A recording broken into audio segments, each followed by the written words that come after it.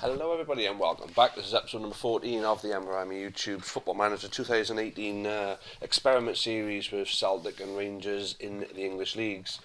Now Celtic in the Premier League in 14th place now, so they're still sliding even further down.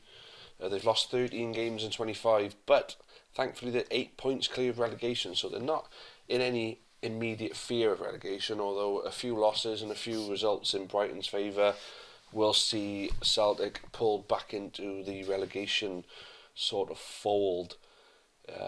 So there we go. Celtic are stuck in relegation, and we said they need a couple of individual players that will turn games around for them.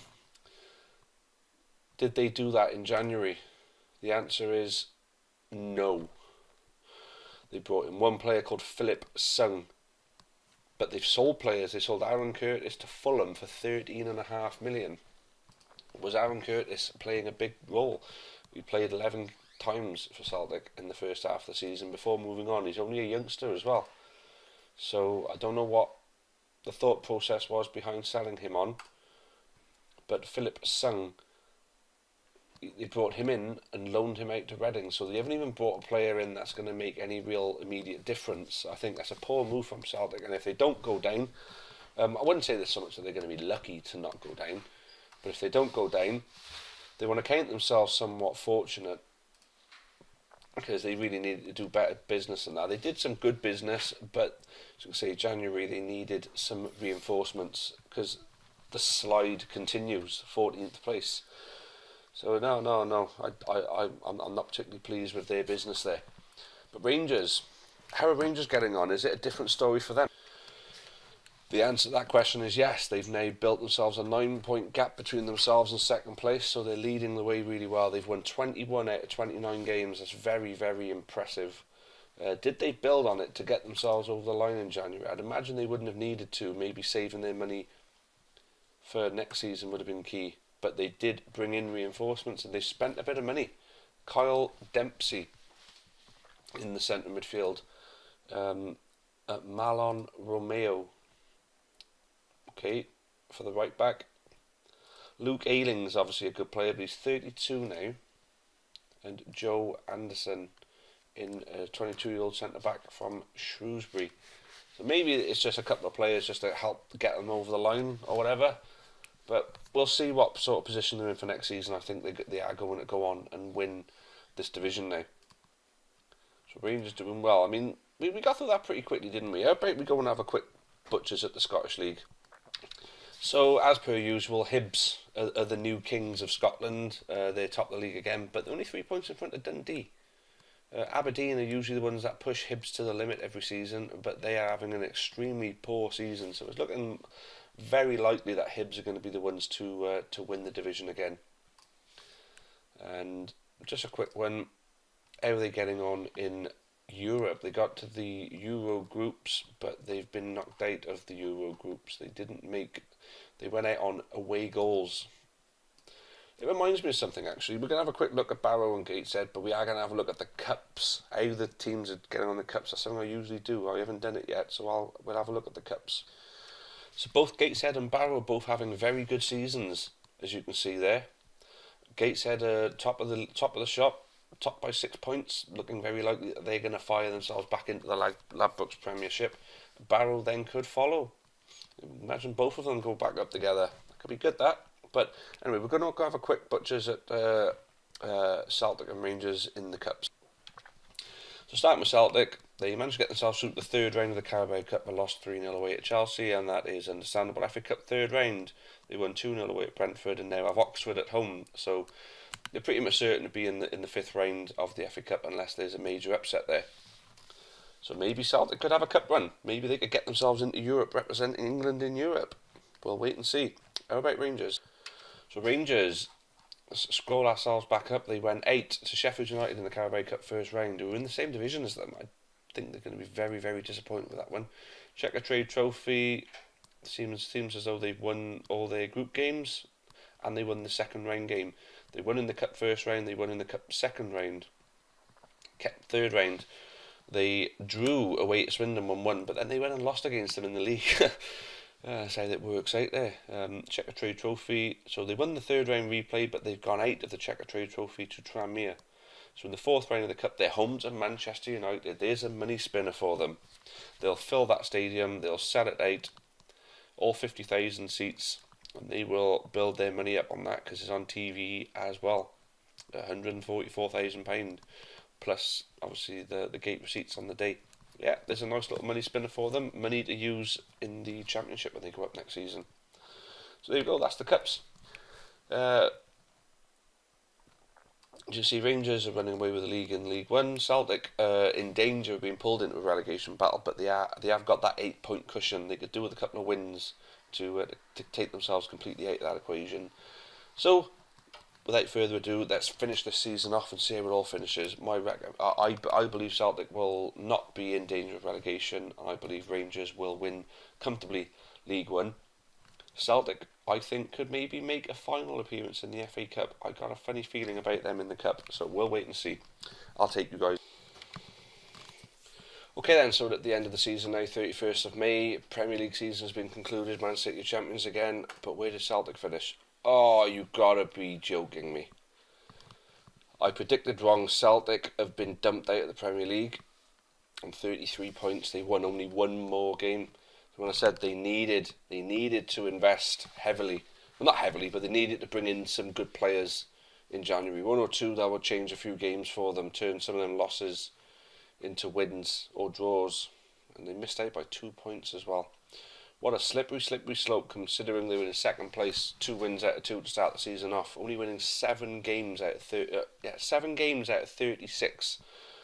I got a funny feeling Mr. Kennedy may no longer be. Oh look, I was right. Sam Saunders is now the manager. Let's have a look at the manager history now. So John Kennedy got sacked on the 19th. So I'd imagine following relegation they sacked him. I think they gave him the opportunity to see it through, and they maybe should have done something about it when the form dipped. Sam Saunders is now the manager. He's been manager for 8 days. Sam Saunders is not even a fully fledged manager yet. Sam Saunders, hold on a minute, that's the wrong, where's his, how do we see his sort of history? Oh, I've lost myself now.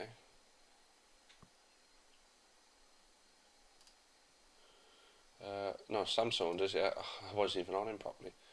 History, career stats, that's the one, no, that's the one I was just on. Overview, oh there we go. So he was the under-18s assistant manager at Tottenham, and now he's got a championship job on 28k a week. I don't get, he's only got a Continental B licence, I just don't get it. He's not even been a manager of a team before. He was only the assistant manager at Dover, took over as caretaker manager, but got himself a gig as under-18s assistant manager at Tottenham. Now, he must have done something spectacular there for him to land the Celtic job.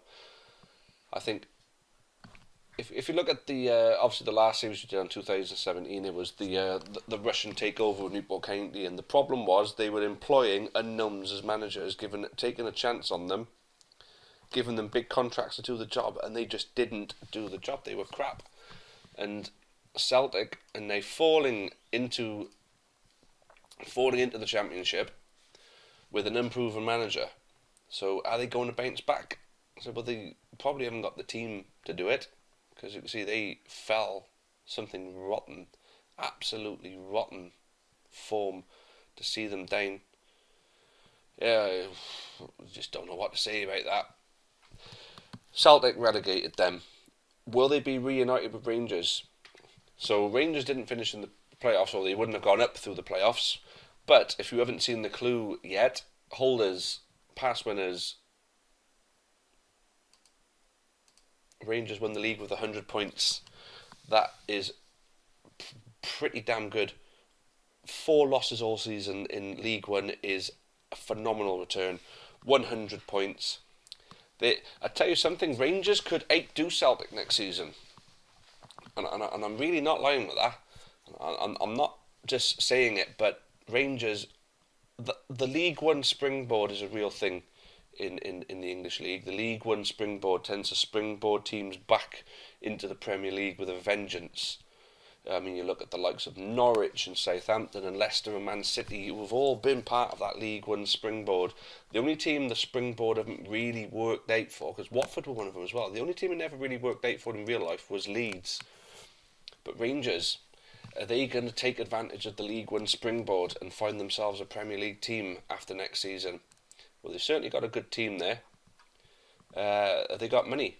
Well, the finances are secure. I'd imagine they'll go up with a little bit of money. Let's have a look how they did in the Cups in the end, because I know they were playing Man United. So, they played against Man United in the 4th round, I believe it was, of the FA Cup, and they lost 2-0 at home. But I'd imagine they had a massive, massive crowd for that one. Yeah, a full ground. Romelu Lukaku was the one that done it for them in the end, for Man United. But a full ground for that on TV. But I'm just curious now, right? I'm just going to pick a few random home league games just to see what sort of crowds are getting in the league. So 38,000 is still massive for League One. 39,000. So 38 to 39,000 is roughly what they were getting in the league games in League One, which is pretty good. So they went out of the Checker Trade Trophy as well. Obviously, we saw that last time, didn't we? So that was their cup run ended. But let's go back to Celtic too. Celtic were looking good for the cup. Now, the last we saw, they were playing Oxford and they won 4-0. So into the FA Cup 5th round, they won away at Tottenham. So they went to the quarter-final, where they lost on penalties to Everton. That's unlucky, that is. So, look at that run. Look at that run. Premier League run there.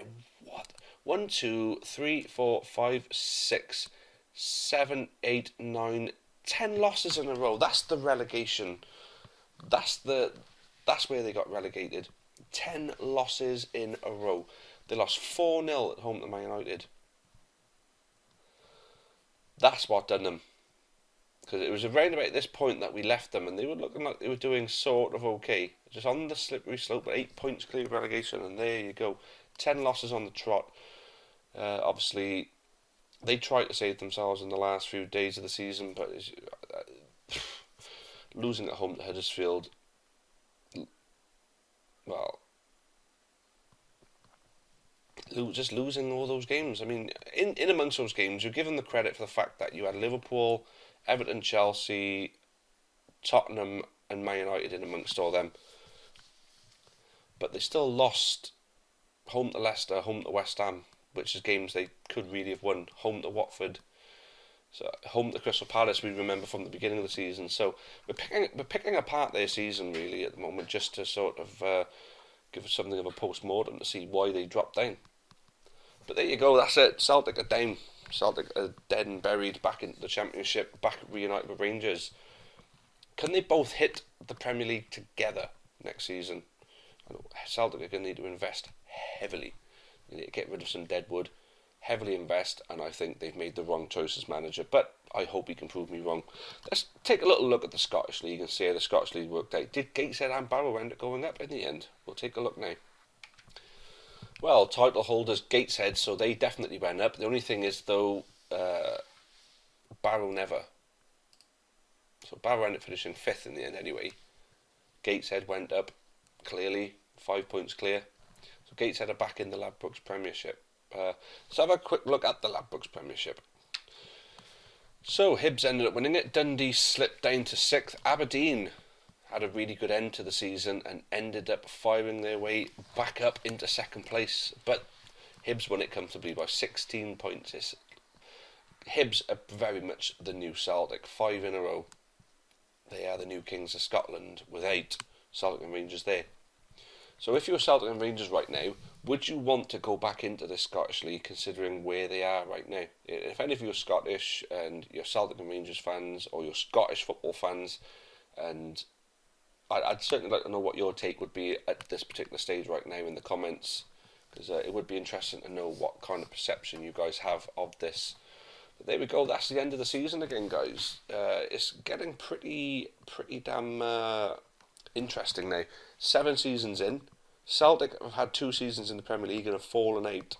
I thought after 2 seasons in the Premier League they'd have established themselves. I genuinely thought after not going down in season 1 they would realise their potential and push themselves on. They have not. And my prediction at the beginning of this was Celtic would be top end Premier League, bottom end Premier League, top end Championship. Rangers would be bottom end Championship, top end League One. And at the moment, I think I've been pretty spot on with that one. I hope I'm going to be wrong in the long run. I hope they both realise a further potential and push themselves and establish themselves fully in the Premier League. But we'll wait and see what the future brings for them. Thanks again for following this from yet another season, guys. I'm going to be pushing this on for the foreseeable future. So keep up with it. And until the next time, cheerio for now. Thank you very much again.